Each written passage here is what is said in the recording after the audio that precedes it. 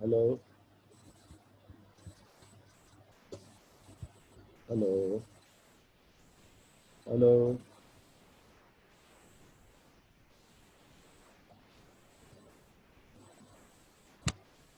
hello,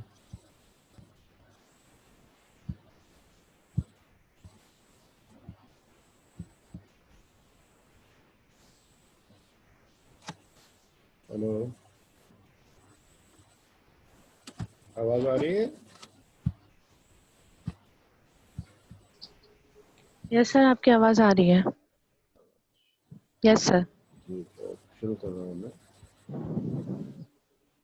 Today we are going to discuss about the respiratory system, which is one of the most important system of the body for our physiology, because our body in 24 hours it is busy in providing you movement, function of organs, blood circulation, release of the neurotransmitters, enzymes,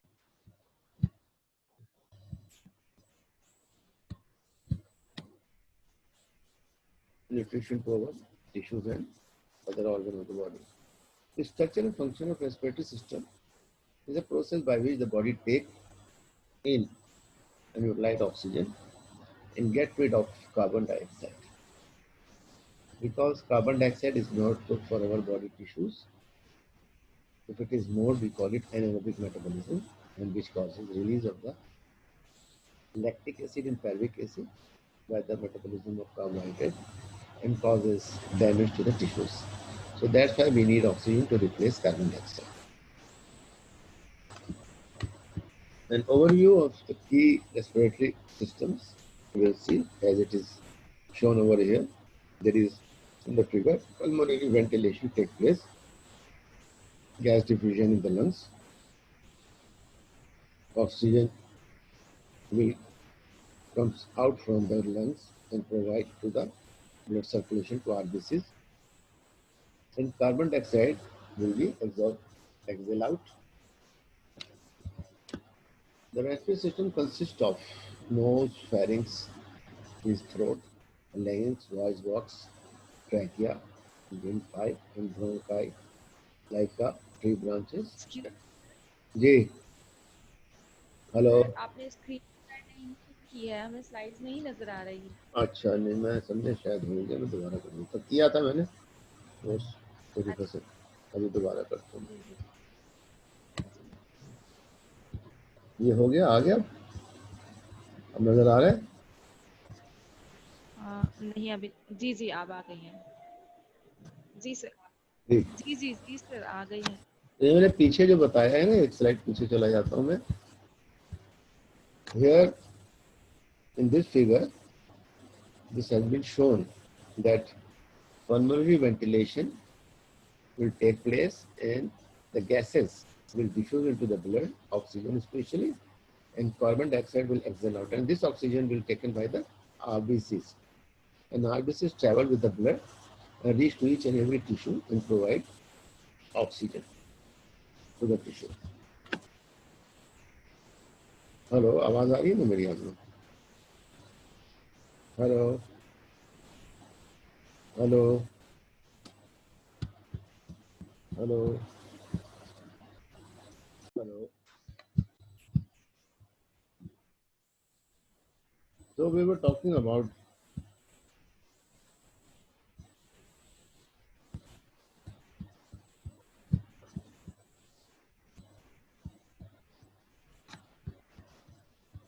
the respiratory system consists of pharynx, nose, pharynx, larynx, trachea, bronchi, and lungs.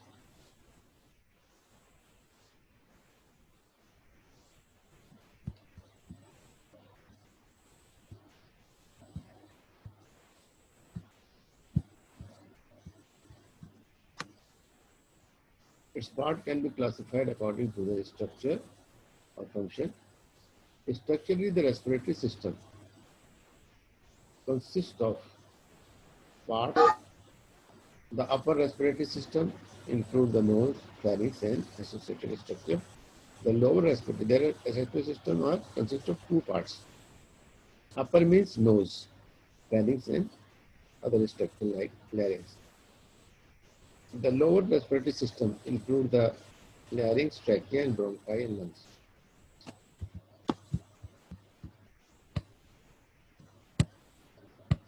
Here is the structure, anatomy of the respiratory system, respiratory tract. Upper airway, nose, pharynx, larynx, and associated structure you can see in the figure. And the lower airway, lungs, bronchi, trachea, bronchi, and lungs.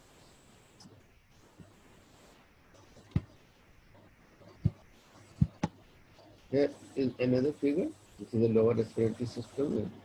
Thyroid cartilage is in front of our neck, which contains the larynx. Then cricoid cartilage. This is the cartilage, not the bone. Then trachea, that is also made up of cartilage. Left primary bronchus, carina. So, as you have seen in this figure, the lungs structure. All the structure air passes through before reach the respiratory zone. Cartilage hold tubes system open in the smooth muscles. Control tube diameter. Warms and humidified inspire air. Means the air should be warm when it will enter into the lungs. Filter and clean if there is any particle. The cilia which is present in this trachea and bronchos will restrict further movement of those particles and throw it out. While you exhale the air. Now we'll see respiratory zone. One is a conducting zone and one is a respiratory zone. Trachea, number of branches, 1, 2, then bronchial tree as it is shown in the figure, and 60,000 terminal bronchioles, small bronchioles. They are known as a conducting zone. Then Sir, excuse me, sir. Ji, hello. Hello. Hello. Hello.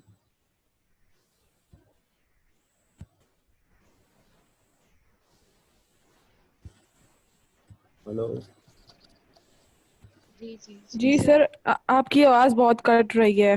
हाँ, ये actually net का मसला है, मैंने आपको बताया था कि कट कट के ज्वाइन हो रहा है, तो जी देखते हैं इसको क्या कर सकता हूँ। अच्छा, तो स्क्रीन शेयर हो रहा है ना? स्क्रीन की शेयरिंग नहीं सर, नहीं हो रही है, नहीं सर। बार बार करनी पड़ रही है। चले ये देखिए, तो हमारे पास रेस्पिरेटरी सिस्टम का जो जोन है, कंडक्टिंग जोन है जिसमें से एयर पास होती है, एक रेस्पिरेटरी जोन है जहाँ पे ऑक्सीजन एक्सचेंज होता है। 500,000 रेस्पिरेटरी ब्रोंक्यूल्स होते हैं, फिर एल्वोलाइज होती है, एल्वोलाइज से exchange of oxygen and carbon dioxide होती है।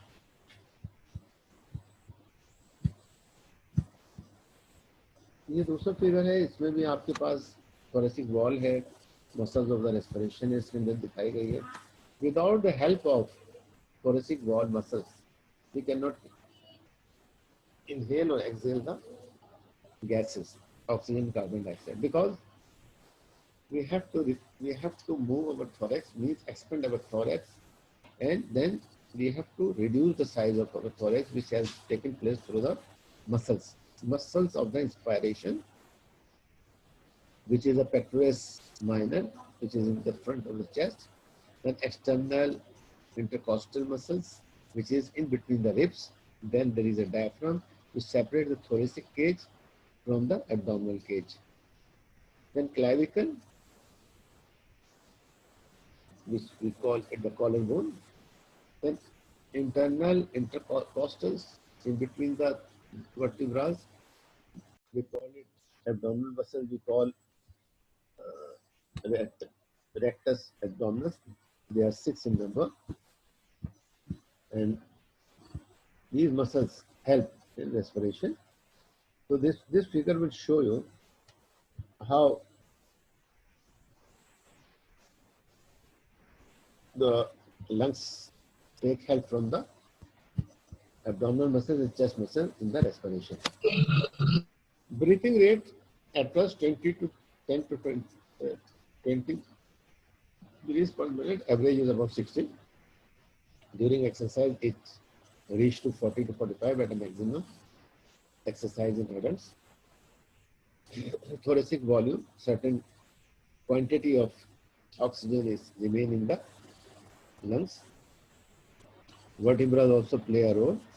Lateral increase in volume means when the ribs expand, it will give space to the lungs.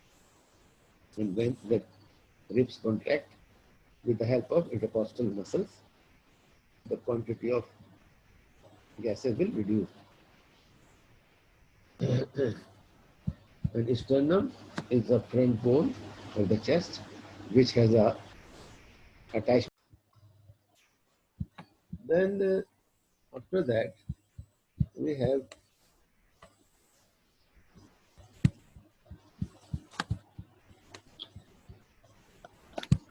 Hello अस्सलाम वालेकुम टू एवरीवन। और अभी सर आ जाए तो सर का नेट ठीक नहीं है, मेरी आवाज़ जिसको आ रही है मैं उन्हें कह रही हूँ। तो सर आ जाए, सर को कहते हैं कि अगर आपका नेट ठीक नहीं है तो कोई बात नहीं, थोड़ी देर बात करते हैं। तो जो बच्चा कुछ समझ में आता था वो भी समझ में आने से रहा है।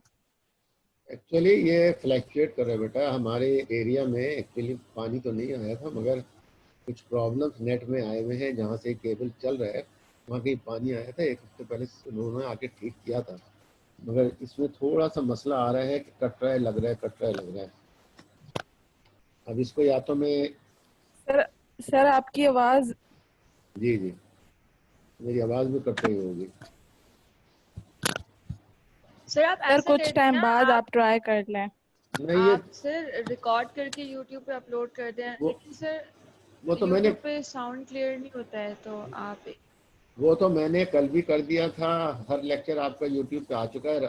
कल वाला भी मैंने लेक्चर अपलोड कर दिया है, तो देख लीजिएगा। इसको हम कोशिश करते हैं कि थोड़ा सा जी जी बेहतर जी जी जैसे चल रहा है, क्योंकि अभी मेरे हाथ में नहीं है ये, तो ये पीछे से जो है जा रहा है, आ रहा है, इस वजह से थोड़ा सा मसला आ रहा है इसका।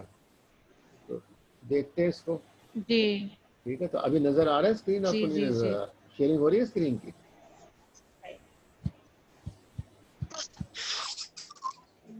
नहीं अच्छा, अब आ गया? नहीं सर। अभी भी नहीं आया? एक अभी सेकंड। स्क्रीन आ गया, नहीं आया?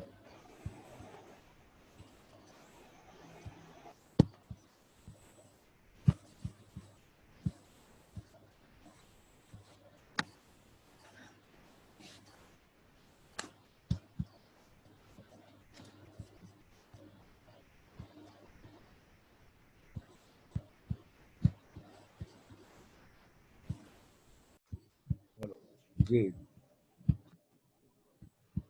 मैं स्क्रीन दोबारा शेयर कर रहा हूँ, बता दीजिएगा, नजर आ जाएगा।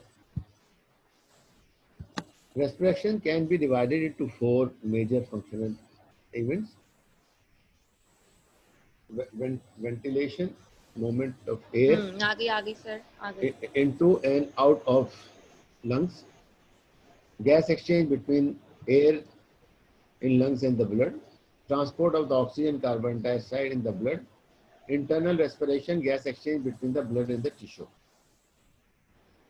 एक एक साइड पे तो जो ब्लड है और जो ऑक्सीजन है वो लंग्स और हार्ट के दरमियान मूव कर रहा है ब्लड, और एक जो है वो टिश्यूज और कैपिलरीज के दरमियान में मूव कर रहे हैं गैसेस या blood. Gas exchange, oxygen enter blood and carbon dioxide leaves. Gas exchange, oxygen enters the blood and carbon dioxide leaves. Regulation of the blood pH. This exchange of gases will maintain the pH. If there is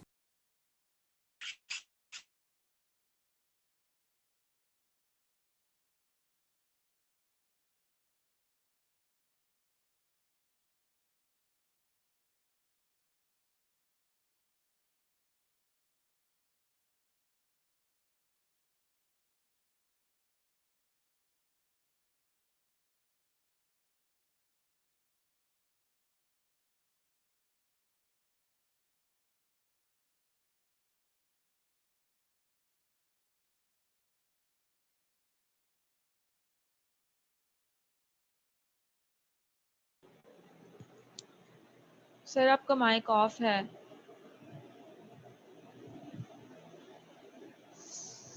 अभी आवाज आ रही है? जी अब आ रही है। मैंने इसको थोड़ा सा, एक्चुअली मेरे पास एक डिवाइस पड़ी हुई थी, वो मैं लाया हूँ, वो मैंने लगाई है जॉन की हम्म। डिवाइस, तो अब सही। शायद बेहतर हो जाए। जी अब बेहतर है जी। रेस्पिरेटरी सही। System, respiratory system. Hello hello hello hello.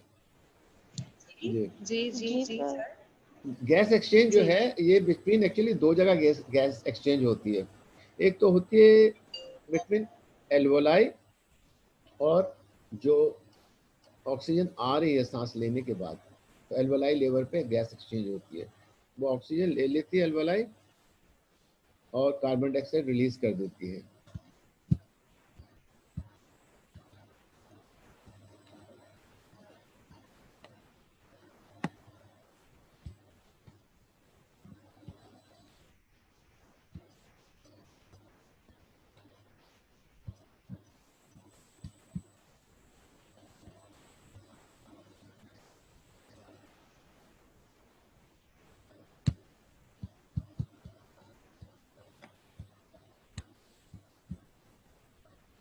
Hello. जी सर। आवाज आ रही है ना? जी अब बिल्कुल क्लियर है। अच्छा, एक तो ये कि जो गैस एक्सचेंज हो रही है, एक तो अल्वलाई लेवल पर है, दूसरी बात आपके जो बॉडी टिश्यूज हैं वहां पे भी ऑक्सीजन जा रही है और कार्बन डाइऑक्साइड वापस आ रही है वेन्यूज के through. Regulation of the pH भी करती है ये एक्सचेंज ऑफ गैसेस, यानी पीएच मेंटेन करती है। कार्बन डाइऑक्साइड ज्यादा हो तो पीएच एसिडिक हो जाएगी, कार्बन डाइऑक्साइड कम हो और ऑक्सीजन ज्यादा हो तो पीएच जो है अल्कलाइन साइड को चला जाएगा। Altered by changing blood carbon dioxide level. Voice production का भी काम है इसका, लैरिंक्स का। Movement of air pass vocal cord make sound and speech. Olfaction spells occur when airborne molecules drawn into the nasal cavity. जब आप सांस लेते हैं तो खुशबू भी उसके साथ आती है, smell. Protection against micro organism by preventing entry and remove them. ठीक है, दोनों काम है। Metabolism synthesize and metabolize different compounds. Non respiratory function of the lungs. Mechanism क्या है ब्रीथिंग का? How do we change the volume of the ribs cage? How do we change the volume of the ribs cage? Means ribs expanded, it will give a space to the lungs to expand. Diaphragm goes down, and as shown in the figure. If the diaphragm will go down, it will increase the volume of the oxygen capacity, and if the diaphragm will go up, then it will decrease the capacity of quantity of oxygen in the lungs. So in the same way, if the ribs goes up, means expand, then it will increase the capacity of oxygen in the lungs, and if the lung ribs contract, then it will decrease the quantity of gases. ठीक है, समझ में आ रहा है आप लोगों को? Hello hello. Yes sir आ रहा है। ठीक है, यानी हमारे पास दो चीज़ों का रोल है। एक तो ये था कि हमारी ऑक्सीजन की जो कैपेसिटी है लंग्स के अंदर, एल्वोआइल के अंदर, it depends on the movement of the diaphragm. Number one, diaphragm is a muscles which separate the thoracic cage and abdominal cage. जब ये नीचे जाएगा तो ऑक्सीजन कैपेसिटी बढ़ेगी, जैसे फिगर में बता रहे हैं। अगर डूम शेप का होगा राउंड तो कैपेसिटी कम है, अगर स्ट्रेट हो जाएगा तो कैपेसिटी बढ़ जाएगी। डायफ्राम जो लाल रंग की लाइन नजर आ रही है आपको, ये जो है एरो से बताता हूँ, ये जो है, ठीक है ना। अगर डूम होगा तो स्पेस कम हो गए, अगर ये नीचे आ जाता है तो स्पेस बढ़ जाती है। और कब कैसे होता है? रिब्स केज के एक्सपेंशन की वजह से और डायफ्राम के नीचे आने की वजह से। This is a phenomena of breathing. Fluoride produced by the floral membrane. अब लंग्स के अतराफ में एक मेम्ब्रेन होती है, इसमें फ्लूइड भरा हुआ होता है, एक्ट एज ए लुब्रिकेंट। क्योंकि लंग्स जो हैं जब मूव करते हैं तो वो रिफ से भी घिस सकते हैं, जिससे वो डैमेज हो सकते हैं। तो इस वजह से क्या होता है, इसके ऊपर एक मेम्ब्रेन होती है जो उसे डैमेज नहीं होने देती, सिम फ्लोरा, और वहाँ पे फ्लूइड भरा होता है, सिम फ्लोरल फ्लूइड कहते हैं। Helps hold parietal and visceral flora membrane together. जो विसरा यानी लंग्स के ऊपर का जो मेम्ब्रेन है, और पैराइटल का मतलब है जो चेस्ट के अंदर वाली साइड पे जो एक मेम्ब्रेन चढ़ी है, इन दोनों के दरमियान में फ्लूइड होता है जो इसको प्रोटेक्ट करता है फ्रिक्शन से। Ventilation means movement of air into and out of lungs. Lungs के अंदर और बाहर जाने के ऑक्सीजन कार्बन डाइऑक्साइड को वेंटिलेशन कहते हैं। Air moves from area of higher pressure to area of lower pressure, ये तो फिनोमेना पानी में भी है। एयर हमेशा हायर कंसंट्रेशन से लोअर कंसंट्रेशन, क्योंकि concentration of oxygen higher in capillaries and concentration of carbon dioxide is higher in venules और veins। तो veins के अंदर जो ब्लड है, सॉरी, वेन्स के अंदर कंसंट्रेशन लो होती है, तो क्या होता है, टिश्यूज से हायर कंसंट्रेशन टिश्यूज में, टिश्यूज से कार्बन डाइऑक्साइड वेन्स की या वेन्यूल्स की तरफ आती है। और इसी तरीके से कैपिलरीज में ऑक्सीजन लेवल हाई होता है तो वो वहां से निकल के टिश्यूज को ऑक्सीजन प्रोवाइड करता है। Pressure is inversely related to volume. जितना वॉल्यूम ज्यादा होगा ऑक्सीजन का, उतना प्रेशर जो है बढ़ा हुआ होगा। Pressure is inversely related to volume.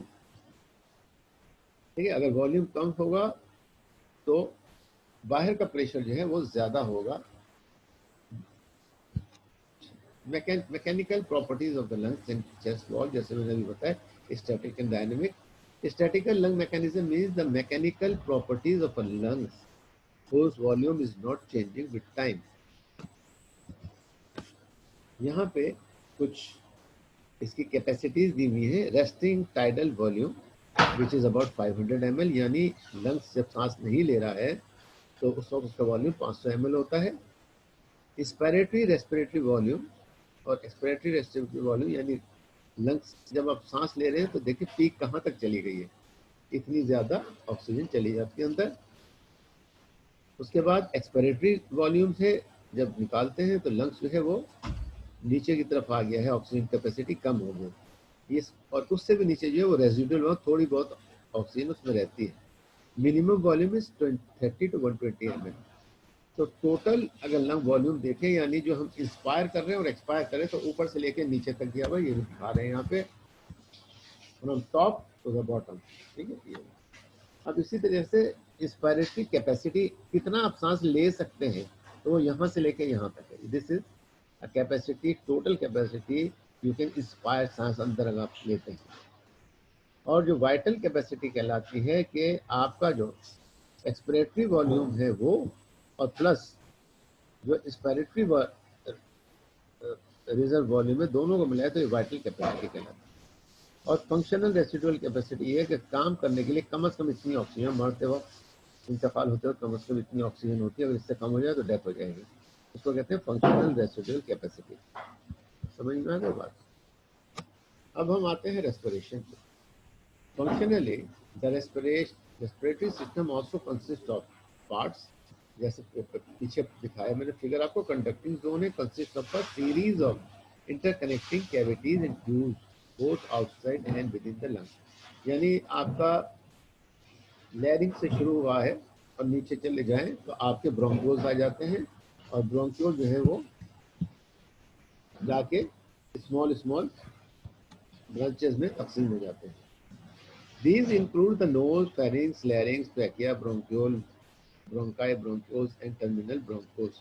Their function is to filter warm and moisture। तीन काम इसका, एक तो फिल्टर करती है एयर को, गर्म करती है एयर को, और मॉइस्चर इसमें थोड़ा सा ह्यूमिडिटी मिलाती है, and conduct it into the lungs। The respiratory zone consists of tissues within the lungs where gas exchange takes place, and these are alveoli। These include the respiratory bronchioles, alveoli ducts, alveoli sacs, and alveoli। They are the main site of gas exchange between the air and the blood। Blood और air के दरमियान में exchange की ये जगह है alveoli। यहाँ से exchange of gases होती है। Nose की हम बात कर लें शुरू से। The interior structure of the external nose, जो बाहर नाक नजर आ रही है, have three functions: warming, moisturizing, and filtering air incoming। जो बाहर से हवा आ रही है उसको साफ करती है, उसको गीला करती है, उसको गर्म करती है। डिटेक्टिंग ऑल्फैक्टरी स्टिमुलाई, और जो खुशबू है उसको भी डिटेक्ट करती है नाक। Modify speech vibration as they pass through the large hollow resonating chambers. आपकी आवाज जो बनती है वो नाक की वजह से बनती है। नाक में जो गैप्स हैं बोन के अंदर वो एक रेजोनेंस साउंड पैदा करते हैं और उससे वॉइस बनती है। Resonance means sound refer to the prolonging, amplifying or modifying a sound by vibration। जैसे गाने गाते हैं, कभी आवाज कम होती है, कभी ज्यादा होती है। Skull bone contain the paranasal sinuses। तो टाइम आपके पास 10 मिनट बच गया है और जितना कवर कर सकते हैं हम करते हैं। Resonance refer to prolonging, amplifying और modifying a sound by vibration. Skull bones contain the paranasal sinuses. जैसे हमारे जो स्कल है हमारा, आपकी जो फ्रंट पेशानी है, यहाँ पे आपका फ्रंटल साइनस होता है। ये बोन के गैप्स हैं जिसमें म्यूकस भरा हुआ होता है। स्फेनोइडल साइनस एथमोइड बोन होती है, फिर एन मैक्सिला और मैक्सिलरी साइनस होती है, फ्रंटल साइनस होती है, और स्फेनोइडल साइनस जो है ये आपकी कनपट्टियों पे होता है। तो ये बिसाइड प्रोड्यूसिंग म्यूकस, क्या काम है साइनसेस का स्कल बोन में, कि म्यूकस बने, जैसे नाक में से जो मवाद निकलता है। Serve as a resonating chamber for sound बनाने का, एज वी स्पीक और sing. As inhaled air viral around the conchae and meatus, ये बोन के पार्ट्स हैं नाक के। It is warm by blood in the capillary, ये वहाँ पे खून घूमता है सांस के अंदर। जब सांस लेते हैं ऑक्सीजन से मिक्स होती है, ब्लड तेजी से चलता है जिससे ये जगह गर्म हो जाती है। Mucus secreted by the goblet cells moisture the air and trap dust particle. ये क्यों गीला होता है अंदर का जो सिक्रेशंस है, इसलिए कि जो पार्टिकल्स है मिट्टी धूल के वो उसके अंदर ट्रैप हो जाए और आप नाक साफ करें तो बाहर आ जाए। Drain from the nasolacrimal duct also help moisture the air. Nasolacrimal duct करके नाक, इसके अलावा जो आंसू जहाँ से निकलते हैं उसे लैक्रिमल डक्ट कहते हैं। Also helps moisture the air and is sometimes assist by secretion from the paranasal sinuses. Cilia move the mucus and trap dust particles towards the pharynx, at which point they can be swallowed or spit out, thus removing the particle from the respiratory tract. तो ये total phenomena मैंने आपको बताया कि किस तरीके से हम नोज का क्या रोल। अब हम फेरिंक्स की बात करते हैं, which is the next part of the nose on the back side. Pharynx function as अ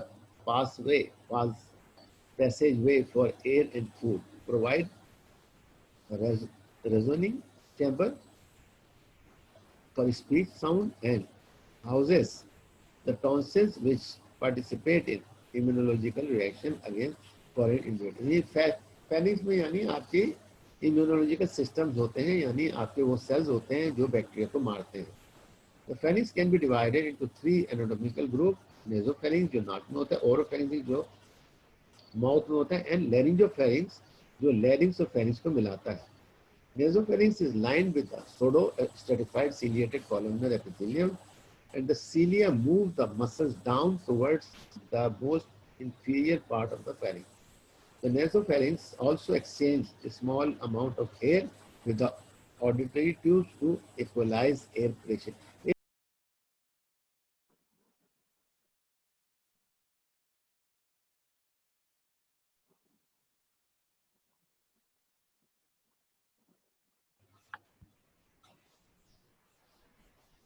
आवाज आ रही है ना आप लोगों को?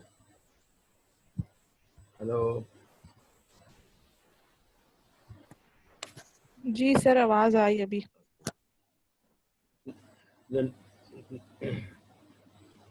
Now we talk about the oropharynx. Pharynx में जैसे नेसोफेरिंक्स और ओरोफेरिंक्स होता है। This portion of the pharynx has both respiratory and digestive function. यहाँ से ओरो क्योंकि माउथ से आ रहा है और ये जा रहा है, खाना जा रहा है पेट के अंदर। Serves as a common passage for air, इससे एयर भी जाती है, फूड भी जाती है। फूड चली जाती है ऑर्थोपेगस के थ्रू स्टमक में, और एयर चली जाती है लैरिंक्स के थ्रू लंग्स में। Because the oropharynx is subject to abrasion by food particles, इसका जब हम खाना खाते हैं तो ओरोफेरिंक्स के छीलने का, जख्मी होने के चांसेस होते हैं, क्योंकि फूड पार्टिकल में एसिडिक इन नेचर भी होते हैं वो। It is lined with non keratinized stratified squamous epithelium. यहाँ पे स्पेशल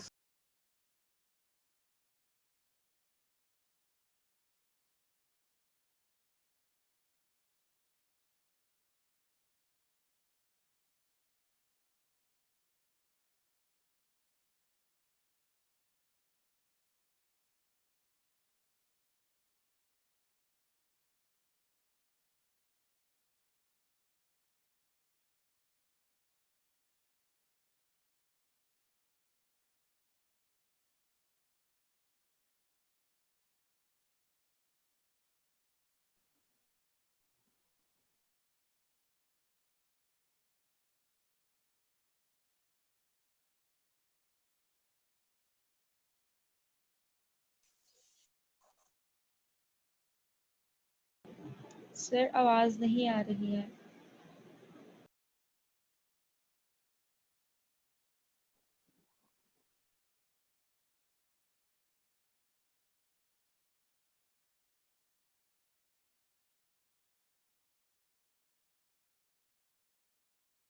कैसे हो गया था? अभी आ रही है आवाज?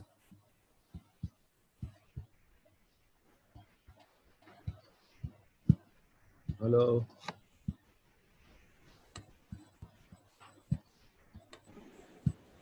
जी जी अब आ रही है। आई एम वेरी सॉरी, बहुत मुश्किल कर रहा है मेरे लिए भी।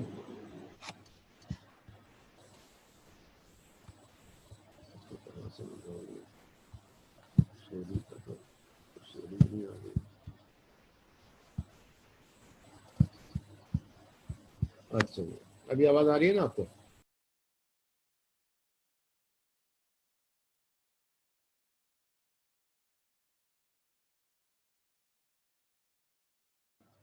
हेलो, आवाज आ रही है?